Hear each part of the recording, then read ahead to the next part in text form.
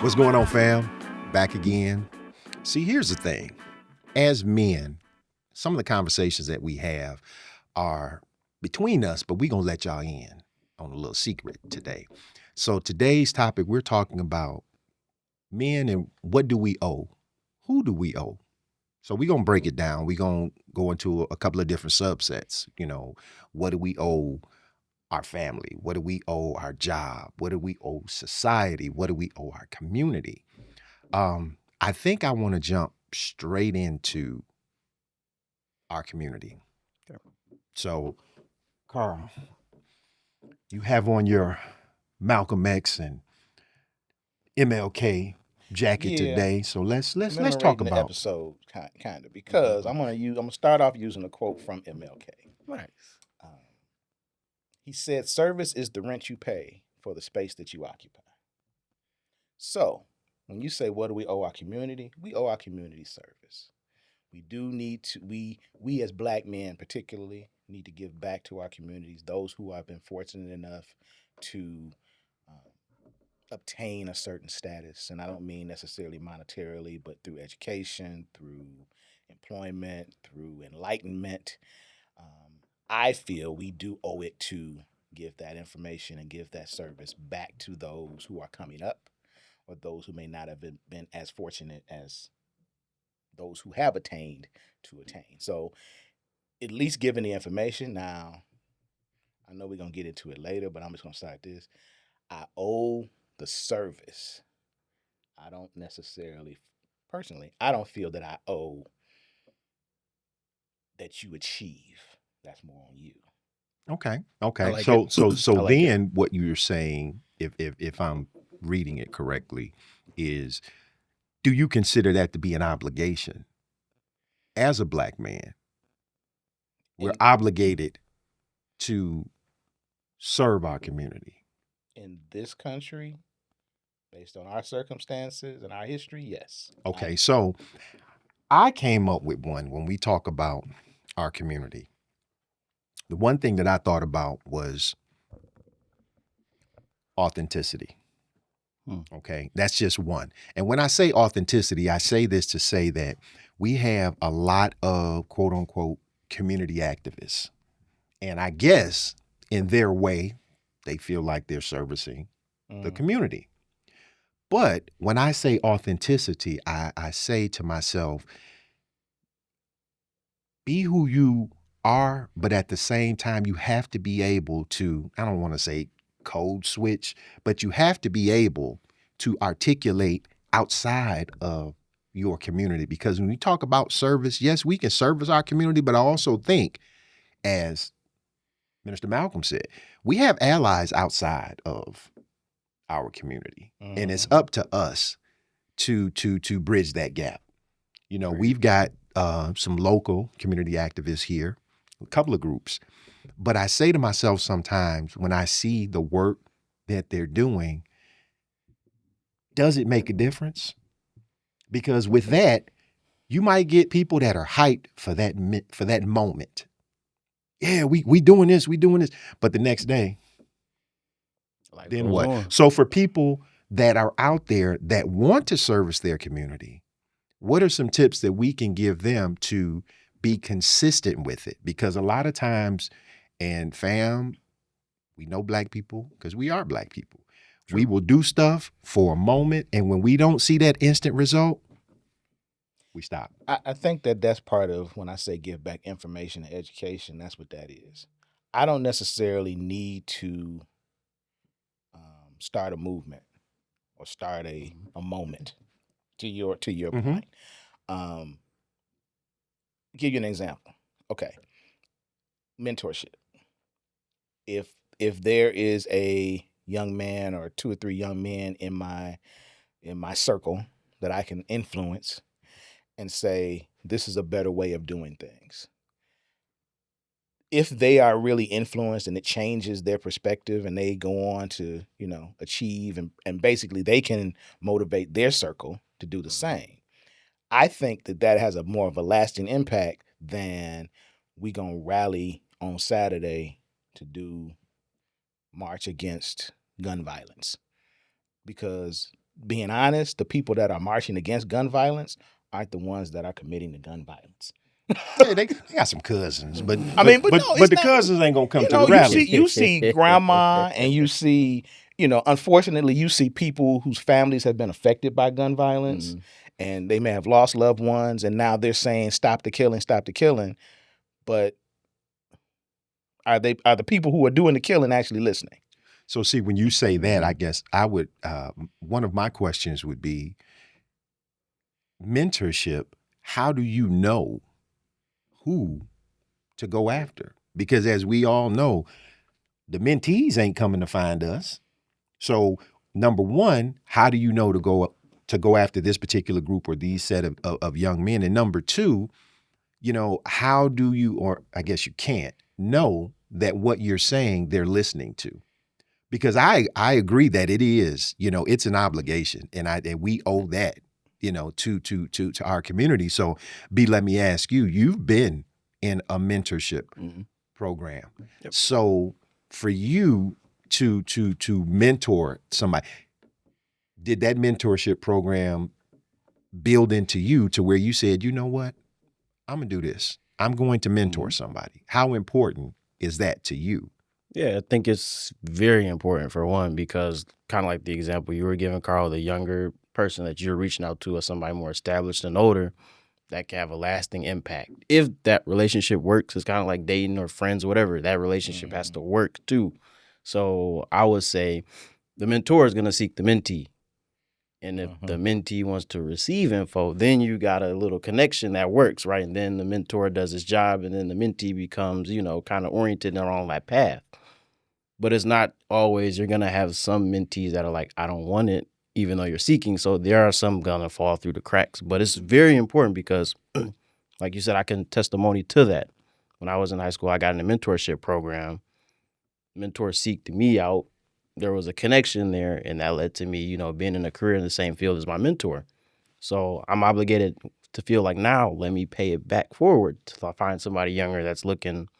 Let me figure out what to do. And if I can establish that same connection, I can then mentor them in to kind of follow my footsteps or just be in the segue of the area I'm in. But again, that didn't happen for me until I got connected with a mentor. So now I feel obligated to pay that back to someone else. So since we're saying that we owe that to our community, as mentors, how do you continue down that path? Because at some point, as I mentioned earlier, our community, sometimes we're not consistent enough. Yeah. So as a mentor, Carl, how do you keep yourself motivated to keep going, even if you know that you've talked to somebody and they're not getting it? So, what keeps you going? What keeps you motivated? Because again, we can't give up as mentors. No, I mean, it's frustrating, but it has to be. We talk about gun violence, but it has to be a shotgun approach. I mean, you got to really. No pun intended. Yeah, no. That was ironic. Yeah, it was kind of, But you have to kind of like throw a wide net. Let's say that. You got to throw a wide net because you're not going to catch every fish. Yeah. But you have to kind of go out, make yourself available. And just the way I talk, I don't always connect with everybody because one, I'm not going to talk down to anybody. Two, I'm not going to coddle anybody. So I'm not, and I say that to say I'm not going to approach a young person and say, hey man, you could be doing better. Come on. It's a better way of living. Yeah. I'm going to meet you where you are and say, do you like living the way you living? I mean, so does that mean then that you're going to, use the lingo and the verbiage that the young folks use now? I'm going to use my language and my verb because I'm not going to try to be no clown either. And try, I mean, that's pandering. I mean, you come up, hey man, no cap, but yeah, check this I don't, out.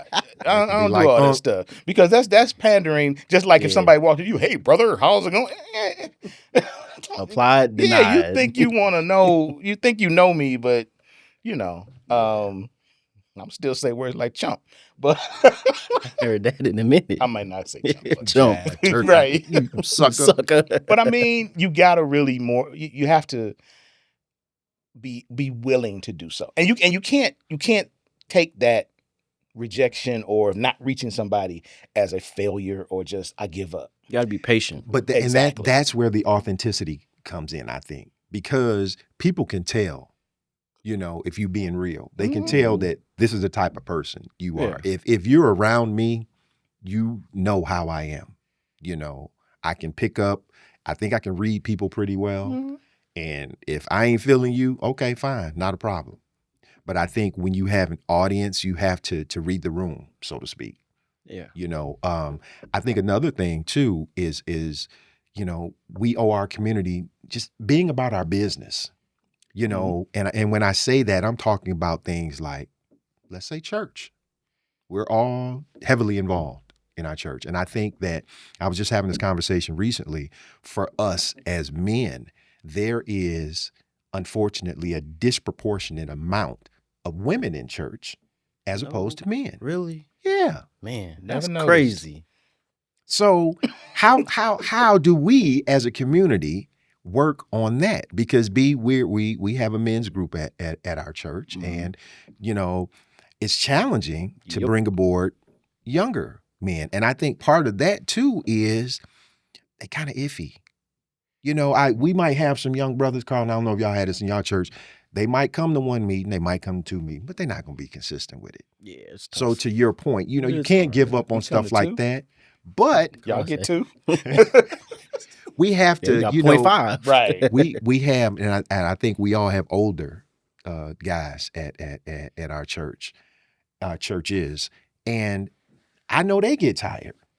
We got, what's the average age in our men's group at church, B? I think we bring it down. Oh, I know you bring it down to about 60. I dropped the numbers pretty Yeah, low. to 60. You average me in. You bring the average down to 60. That's ridiculous. Well, two things with church with me that have always been bothersome when you talk about the population of men. One, men are goal oriented. They want to see what are we doing and how are we getting there. And they want action along that way. So in anything, if somebody come to you and say, "Hey, we need this moved," okay, let's start moving it. Let's try to figure out if it's big. We got to figure out how many people we need, or if it's, can I pick it up, move it, whatever. Church isn't necessarily like that. It's usually one man who is the head, and he's gonna select certain people to do things, and then the rest of y'all just show up. show up. Or And the help interesting out. thing about that, I'm glad you brought that up, is the people that this one man chooses, a lot of times, they don't know they butt from a hole in the ground. And that's going to frustrate somebody who does. Yeah, because I'm like, how you called and I'm not called, and then that. Well, and it's not even. And let's keep it real. Somebody gonna let's do keep that. it real.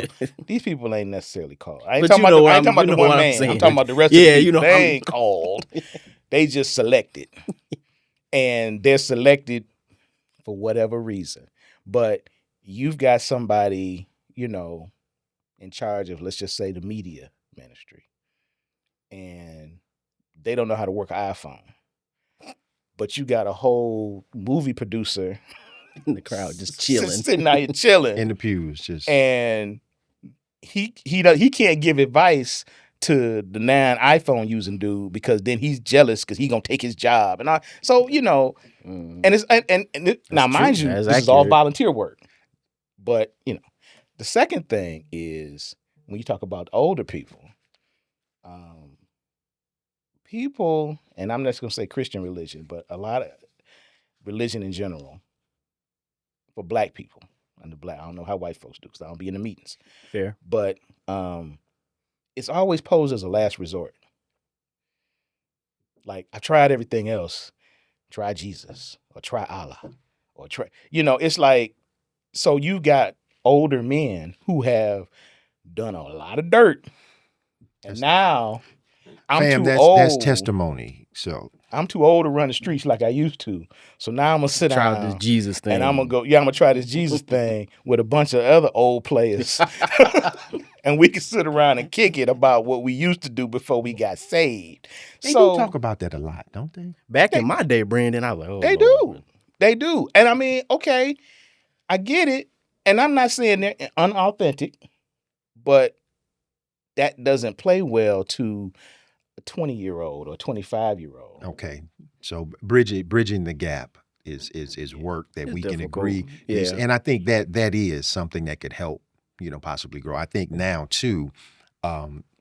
Again, I had this conversation just recently about men coming to church in our community, and I don't know about y'all, but I'm tired of hearing the old adage about, well, I ain't going to church because I ain't giving my money to this man so he can have him a Rolls Royce and a mansion. That's played. Because I think a lot of times when you look at the women at church, the majority of women at church are married, Yeah. but their husband's not there with them. They come Yeah. Easter, Mother's Day. They don't really come Mother's Day. Well, see, there you go. Easter maybe for sure. Christmas Easter for sure. They send the or kids New on Year's Mother's Day. Eve. Yeah. So I say, coming up, because I didn't grow up in the church, but I've seen enough of that to recognize how is it that the wife comes to church and the husband doesn't. Well, they don't want to be honest. Once that whole, I don't care what nobody They say says. he at work, Eugene. It's a lot of excuses. And exactly, But that's yeah, exactly work. what it Just is. say I don't want to go. I mean, I'm good with that. I'm good with you saying I don't want to go. I don't feel like it. But be honest, and I think it's honest. If you were to honestly say the answers, it would be that I don't want to go and listen to some man watch y'all celebrate some man, because a lot of times they're not coming to celebrate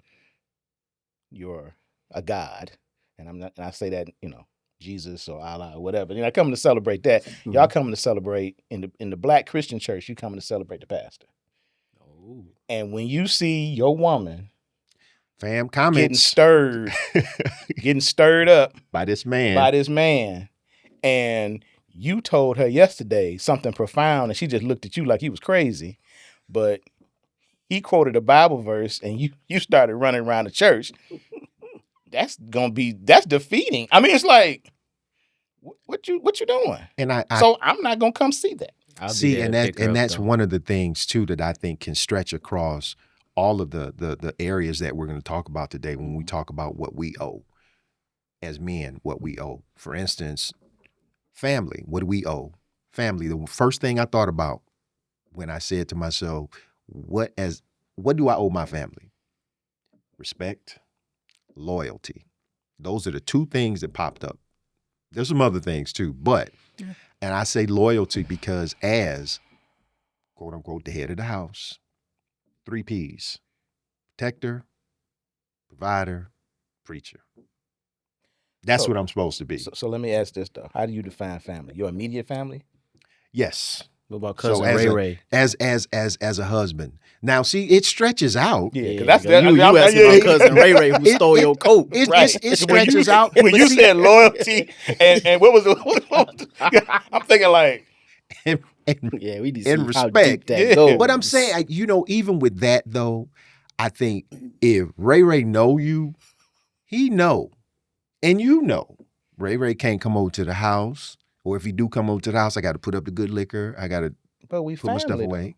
But we still, I'm loyal to my household and making sure that I keep my worldly goods because I know Ray got a little problem. But when you talk about family, because they always want to throw it out, your play cousins, this, that, and the third, or whatever. I do feel that loyalty is part when you're talking about your immediate family. Yeah, and it means different things to different people. So B, let me ask you, having not jumped that broom, you're loyal to who? Immediate family.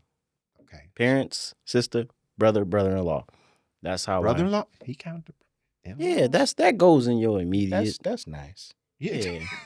Oh, we cool. Me and my brother-in-law cool. So I consider that a brother. That's why I asked. You cool until your sister tell you something. But that's why I ain't heard nothing yet. So we good right now. That's why I said define family. But Because some people would not include that. Yeah, but that's the immediate. Yeah. Now, like we said, if I got a cousin Ray, I'm not looking at him as the same as if my mom or sister or dad, like, I need something. Ray, you might be on your own, but I'm going to pray for you. Okay, so what do you think you owe your family?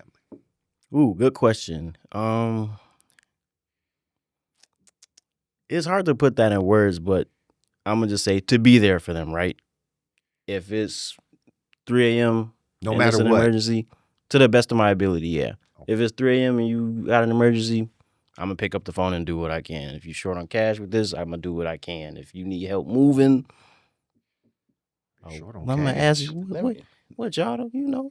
Listen, man. Wait, It ain't no $20,000 no, now. we've lived a few more years than you, so I here. mean, You got to draw the line in the sand. How about that? That's why I said it's not like 10 grand or something. Come on, now. I still gotta go out on Friday night. But But how much? How much then?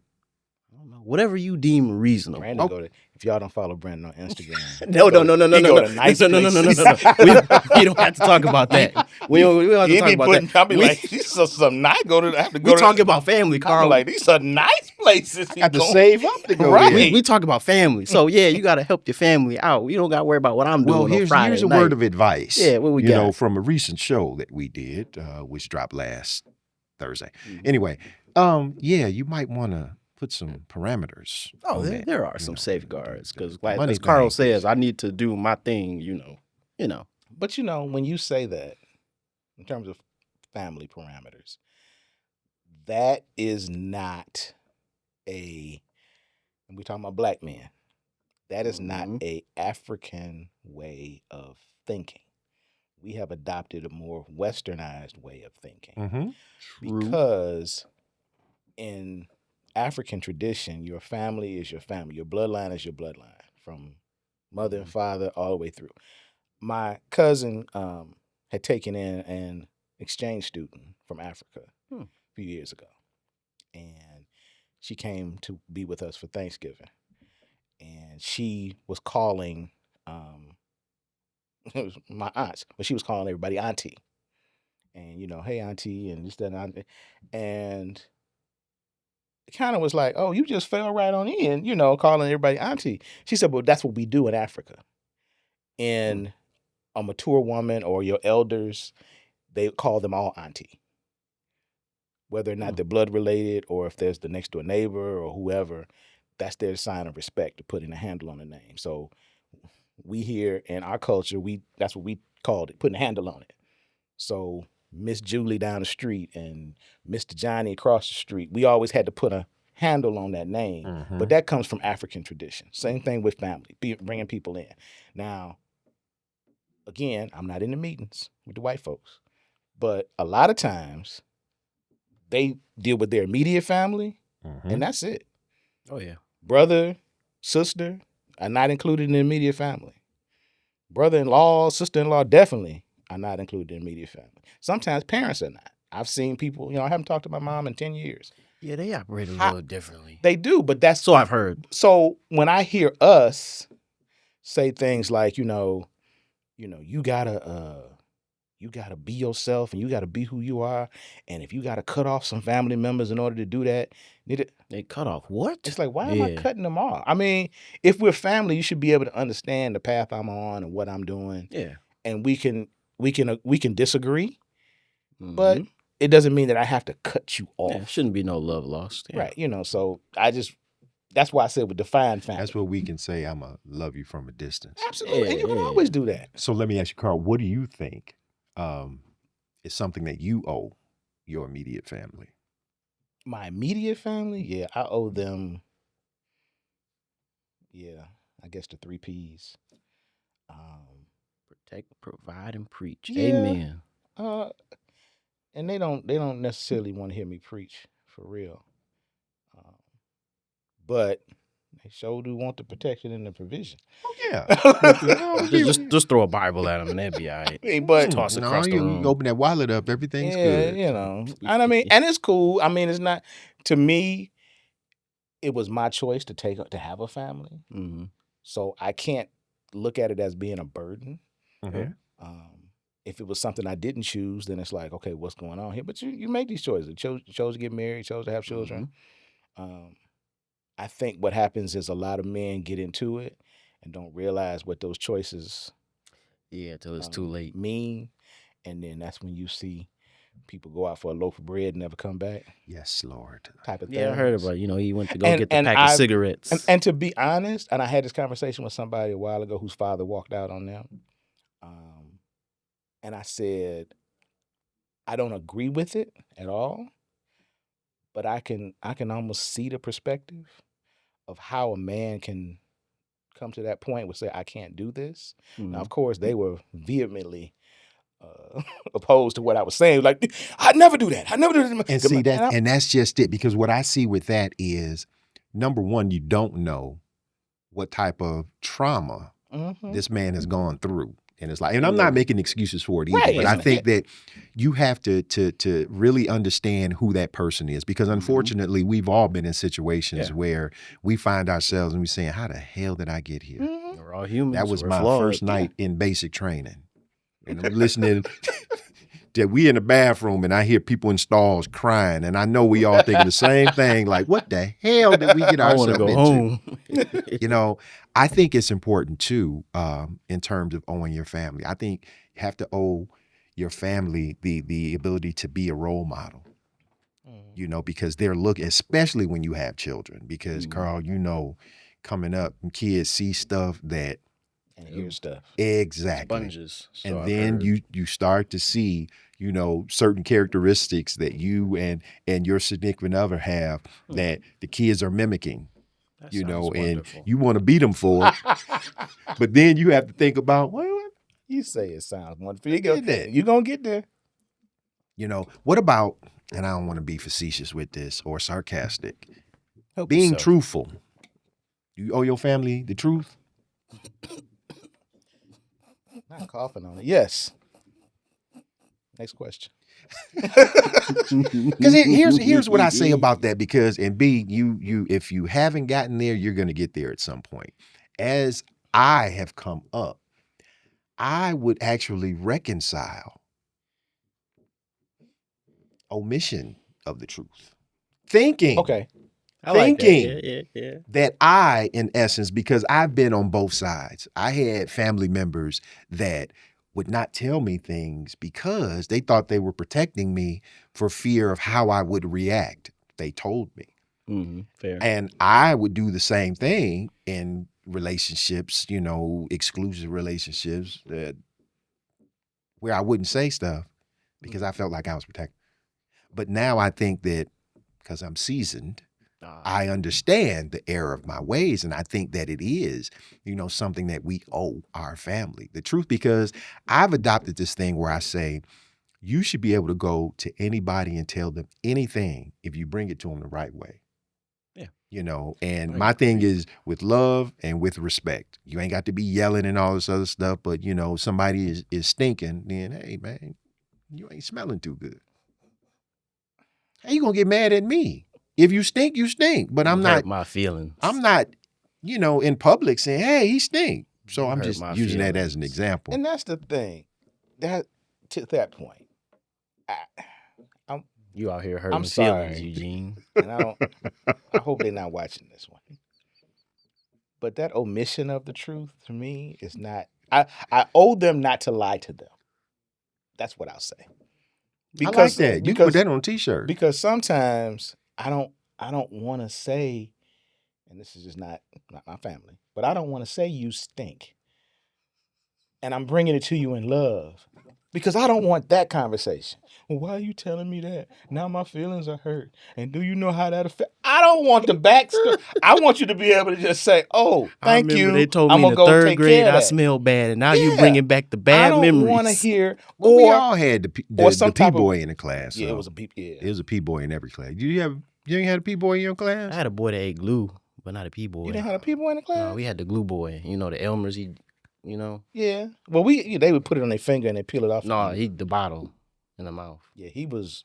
What class were you in? It was like second, third grade. Y'all ain't had the glue boy? No, were you in, I mean, this Yeah, was I mean, special right. No, I ed, wasn't. and He was with us. He was with the normal Were folks. you in the portable in the parking lot? No.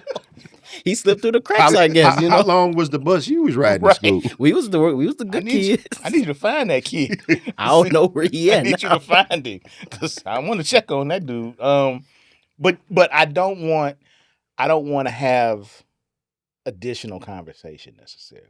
Because I when agree you're, with that when you're 100%. all truthful, and you know, I'm gonna tell you the truth. I'm gonna tell you the I'm truth. living my truth. Be careful with I'm gonna- that. yeah, I'm gonna be live in- careful how, with that. okay, but here's what I'll say to that as a pushback though. Is it you don't want to say it because you don't want to have the additional conversations, or in some cases you don't know how to say it? I don't want the additional It conversations. could be both. Okay. It could be both, to be honest. And I don't want to sit around. But that's stressful. It's stressful for me to try to figure out a good way to say it. So just leave it alone. Just leave it alone. Just leave it alone. So yep, just Okay, so we You got Febreze. You can pinch your Yeah, nose. You know, it's not the end of the world. yeah. Well, that's like if somebody breath stinking and hey man, you want a mint? Yeah, just No, I don't want. you want some gum? No, I don't want no. You want gum. some juice? juice? Something. It's You weight. eat? You want some- You go Have do you been to the something. doctor lately? Something going on the inside? Or you say, man, you know what, man? I got a taste for some Listerine. Yeah, just, You want some? I done bought 2 of these mouthwashes and they was buy one get one here, man. Yeah, And just- see, I'm about to be a blessing to you. just It's something. ways. I'm gonna find a See, way. exactly. I'ma find a way. There So you what go. they gonna say is what you trying to say, and then here we go with the. But anyway, I ain't trying to say nothing. I gotta go then. Then they get an attitude. Then you find out, tell your breath stink. and that's not the right way to Now say. you done lost a friend. it. All because I'm being truthful.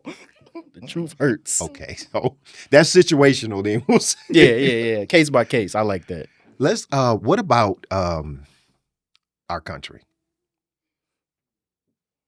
What do we owe the United States of America? You start off, Go ahead. Mr. Military, Mr. Army Man. See, speaking, Yeah. talking about the military, let me, from a historical context, looking at our people, our men. You know, we talk about, for instance, black men were in the Revolutionary War. You had free black men that enlisted, but then you had enslaved black men Mhm. that went because master told them they had to go. And in both instances, the only reason that they had us in there, because the white man was getting killed at a nice clip.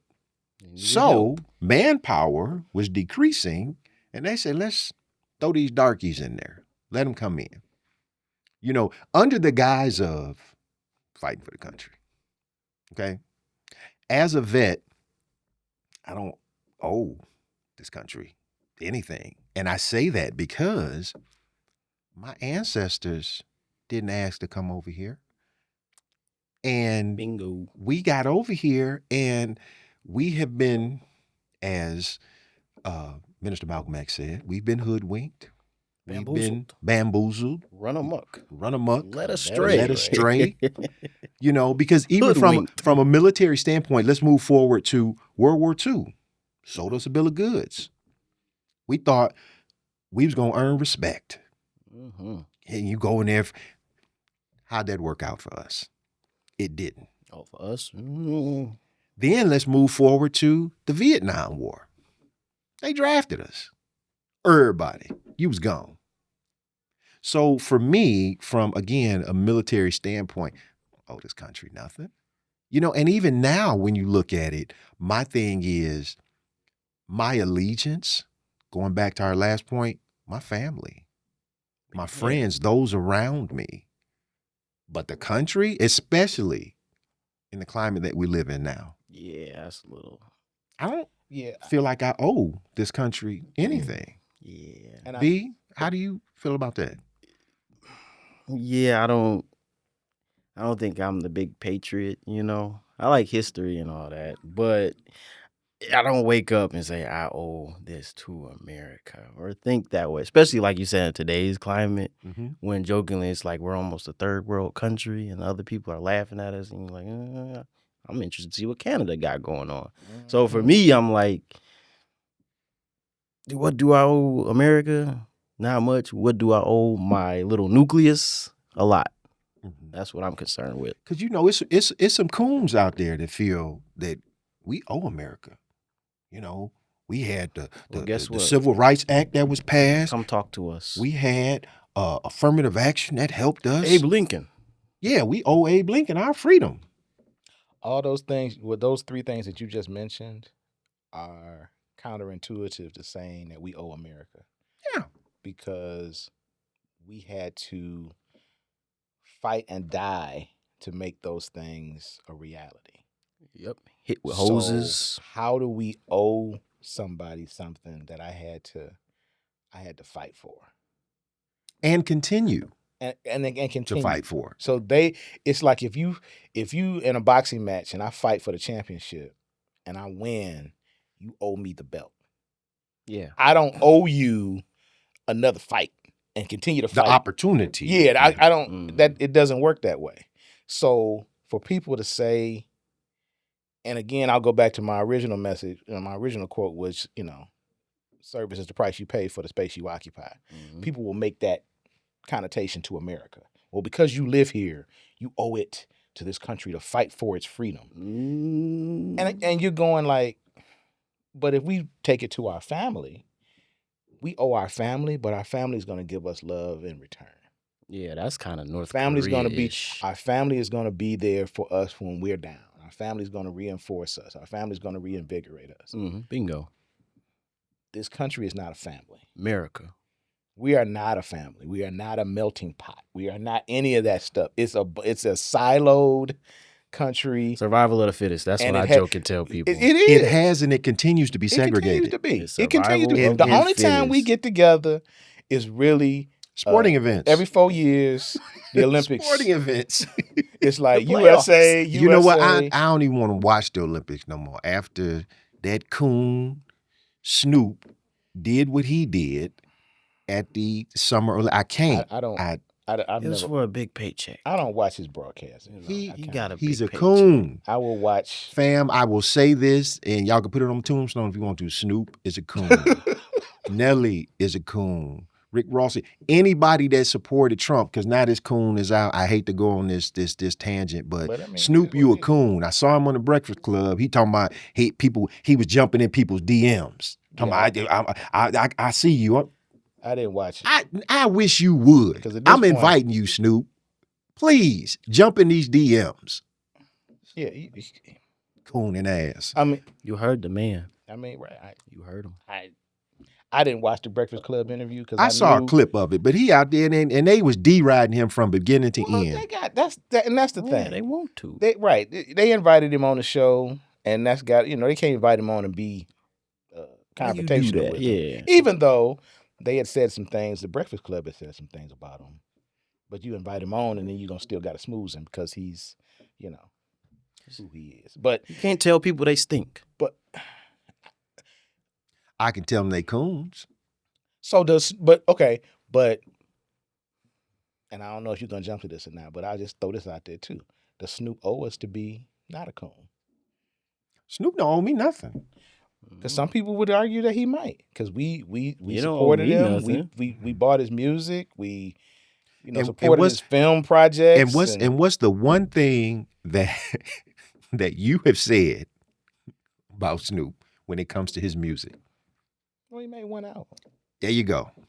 And he has had a And he's- career And off he's of Doggy he's, Style. he's ridden that wave, and kudos to him for being a good businessman, because he's become He's still a coon. and very well, but he's become a cultural icon based on one album, and it's a kind of incredible if you study. It needs to be studied, and this part of it is just the evolution of him riding that wave, because now again you're an older man. How well do you resonate to 20-year-olds? Like again, And that's why he continues to try and reinvent himself. But I look at it now, and I don't know how you guys feel about this, but what I see is there's still a continuation of people that are on our side in terms of calling him a coon. That's absolutely. not going away. no, it's not. But he's trying to ingratiate himself with a whole nother demographic now. So Yep. now I can hang with these folks. Yep. Plus, I got the money to hang with these folks. Well, hang with him. Because And- again, you'll have that N-word check. Because you have no relevance with, young people. I mean, this whole Uncle Snoop act and all that kind of stuff. Again, I don't. My kids It's don't. coonery. I had one child that was born when Doggy Style was out. The other two post Doggy Style, I ain't gonna get this man no more. and they Time, don't 'cause I'm- see. He's still a coon, but Yes. I'll rap with that. Spade is a spade. So, right? but okay, back to back the to what you start point. though. Celebrity. That's where you're going. Kind of, because we ask each other, what do we owe our community? But with Snoop, for example, what does our community owe to us? Do they owe us something? Does he owe us not to be a coon? I think here's my Tough thing. one. I think for me, the only thing I would say that celebrities, quote unquote, would owe, their audience is the A word, authenticity. I've seen there are some athletes and entertainers that I've seen where in their field on the court they're one way, but then you see them off the field, off the court, and they're just totally a-holes. Yep. And when you see them off the court and they a-holes, that tells me that's the way you really are. And for me, just be authentic, but we know why they're not authentic because it affects that bottom line. And I think that's wrong. I think that's wrong that they have to be a certain way in order to make the money. Because if you are an athlete or entertainer, and again, B, this is your generation. When we were coming up, we didn't know what these people did off the court or off the Yeah, screen. it's a different world now. Yeah. We didn't really care. Entertain us. And then once it's over with, and it's true, never meet your heroes, because you're gonna be disappointed. Mm-hmm. I can tell you a story, I still love him. But Isaiah Thomas, first time I met Isaiah Thomas in person, it wasn't a pleasant experience. Well, tell us about it. You tell. I met him 1988, right after the Pistons it was the summer after the Pistons had lost to the Lakers. He was holding a basketball camp. I was in college. Went up to him. I said, "Hey, Zeke, love you, man." I was like, "Y'all gonna get him next year." He looked at me and said, "Yeah, whatever," and turned and walked away. And I'm like, "Huh?" My chest hurt. Right. My chest hurt. Had to clutch my pearls. I was waiting for "Yeah, man, thanks a lot, appreciate it." I mean, and I want, I'm going like, huh. Now, I've met other, athletes and so forth that I've had some good experiences with. I've had some bad experiences with. Same thing with other celebrities, good experiences. But I've never set myself up for an expectation of, oh, they're gonna be so great. And to be honest, like I said, after that, didn't really, I still love Isaiah Thomas. I saw him today. Hey man, what's going on? How you doing? Nice to see you. But some people feel that they owe you. I owe you to take a picture with me. I owe you to give me this autograph. I bet you I know one celebrity that you ain't had no issues with. The Hitman. I don't think Tommy, if you anybody watching, ever will. We love you. Love you, man. Champ, we love you. I don't think anybody Never had an ever issue with will. Tommy Hearns. In this That lifetime. time we'll see Tommy Hearns basically weekly. He always smiling. While I'm catching the bus and he's driving his Lamborghini that he's fueling up at the gas station where I'm catching the bus at. Love him to death, and never had an issue with him. And cool people. I mean, but had he been something other than what he was, well, first, he's a boxer, so I ain't gonna mess with him. Second of all, I don't think I still probably wouldn't look at him in any different light because he still entertained me. He still gave me great moments. Maybe he's just having a bad day. Yeah, He's human too. I make excuses for him. He's Like, human man, too. He's bad sparring session today. I better leave him alone. He needs a space. Anything. So you know what I think too, that because we have to look at celebrities and athletes as human beings. I always say, if you are a celebrity, you got to take the good with the bad. If you're having a bad day, then don't go out in public. Because somebody's going to ask you, or I heard them say, well, if I'm with my family, I'm eating, don't come ask me no pictures. Well, how about you rent out the restaurant? And that way you ain't got to worry about nobody trying to bother you. Granted, there are always going to be people that are pushy. Yeah, but then your waitress might be. And see, that's why I say You it's a never different. know. It's a different time. It's a different time. We got phones now with cameras. B, you are our resident hard worker. Yeah. So what do you owe your job? So And first of all, let's say Tell us without using a word that starts with H. and and rhyme with art. It's orc. So since I'm kind of limited on my speech here, I would say it's a different answer because it's not that I feel like I do owe that entity, the company X, because I know at the end of the day, it's business is business, right? I can be gone like that. But what I do feel like I owe the censored word I can't say, I owe that to kind of like the ledger or resume I'm building. So I can build that up enough so if whatever company does ditch me, I can go here and get a job. I can go here and get a job. I can go here and get a job, That's and I not your done job, built then. my. That's you. So I don't owe. So okay, so your I feel like I owe it to job. myself Okay. more than said firm or whatever. So you don't think you owe your job, employer, whatever. How can I say Look, this? quality service. I mean, I'm a dude. Well, being a team player, do you owe your job that? Well, that's kind of the duty I already have.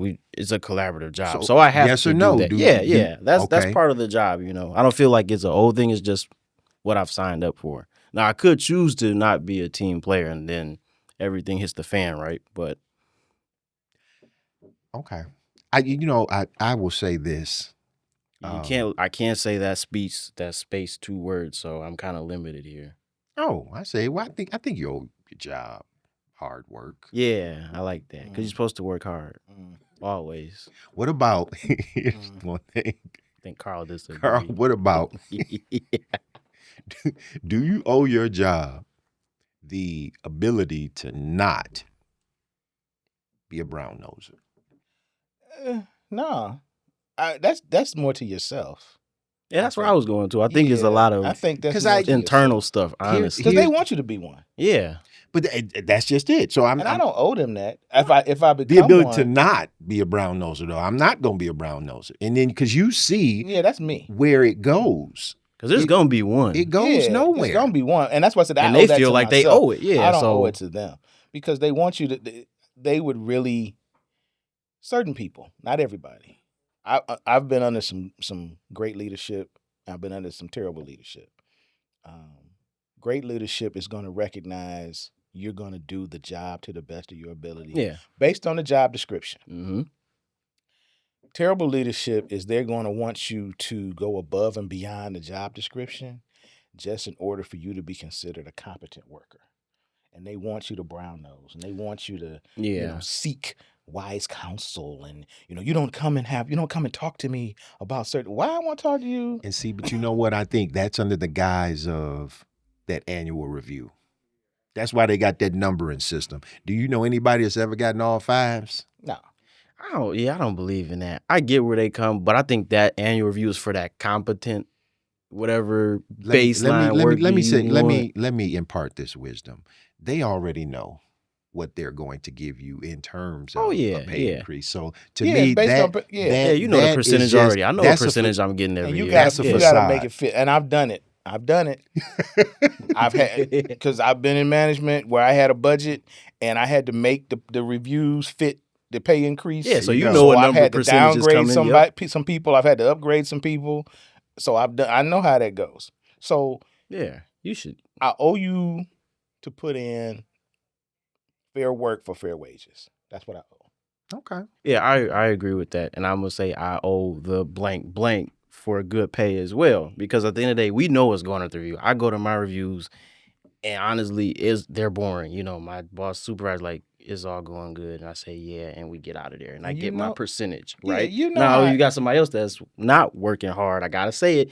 That review's going to go a little bit different. They're going to come out sad. But the last, I want to say the last 2 or 3 jobs I've had when it came to annual review, they just come in and tell me what my increase is. Yeah, the other it's stuff, boring. that's semantics. Yeah. And a lot of times they will come in with already pre-drafted and say, hey, look at that. What you think about that? You want to put something in or boom, boom? Yeah, the little couple questions. We don't do that. We know what it is. Business is taken care of. Give me the money. Most people that have, and I think the people that have those hard discussions when it comes times of reviewing is because people who aren't working well or who aren't functioning well. You gotta work hard. No, it's not even. They might be working hard, but they might be incompetent. But what they do is they try to make up for it in brown nosing.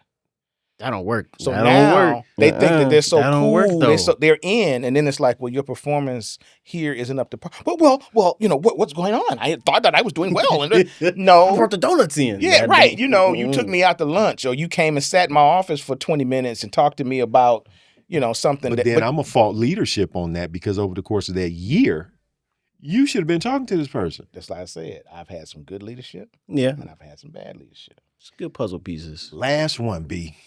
What I'm we gonna got? start you off with this. Uh-oh, I'm in the hot seat now. What do you owe a relationship as a man? I don't have one, so I don't owe nobody nothing. When you had them, But so when I'm in them, so Ladies, y'all hear that? stop, Carl. Told them about the Fridays and Saturday fam, nights. Come B, on, man. B is a free agent. Let me answer the question. We don't have to talk about none of that stuff. But hypothetically speaking, in a relationship, I feel like it kind of is like the protect, provide. You will owe those things. And again, it's I always try to keep it as simple as best. Be a good partner. And also, it's kind of like look at it as a mirror. What you put in, do you want to get back? Okay, so give us some action words. Mm-hmm. Do you owe your relationship, let's say, integrity? Oh yeah. And a thing I was talking to a buddy about. Dang, you building me a freaking dating profile. No, you didn't. You Hey, had to man, ask me this one. We here to help. I'm a bachelor. I'm trying to enjoy this. But something that I learned, and it's spewed around a lot nowadays, it's the whole love languages thing. I think in a relationship, you owe.